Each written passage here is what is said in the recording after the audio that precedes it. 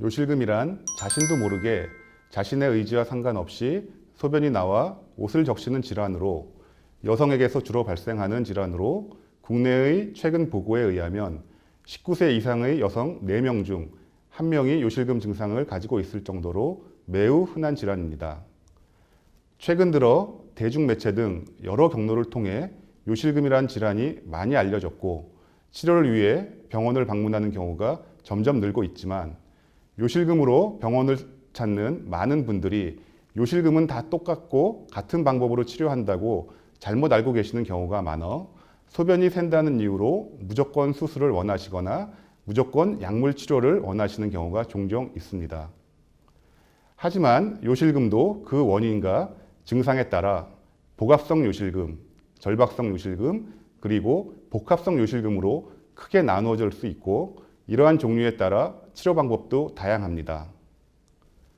요실금의 올바른 치료를 위해서는 먼저 요실금이 어떤 형태의 요실금인지 올바르게 분류하는 것이 가장 중요하고 이를 위해 자세한 정밀 검사가 필요하기도 하지만 대개의 경우 환자분들이 호소하는 증상으로 어느 종류의 요실금을 가지고 있는지 충분히 짐작을 할 수 있습니다.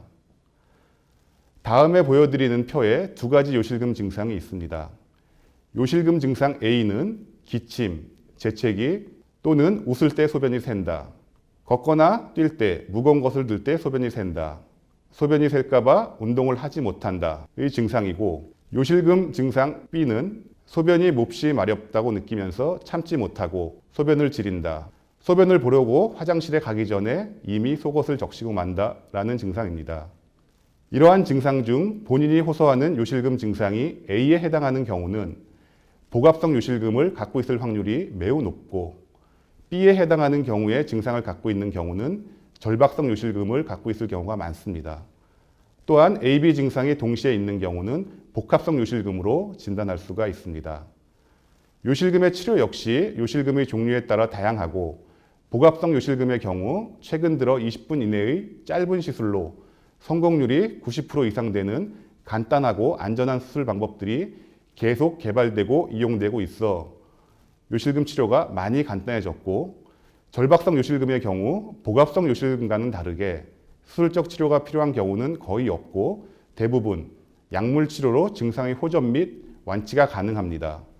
또한 2가지 요실금이 같이 존재하는 복합성 요실금의 경우 환자의 증상에 따라 수술과 약물 치료를 병행할 수 있습니다.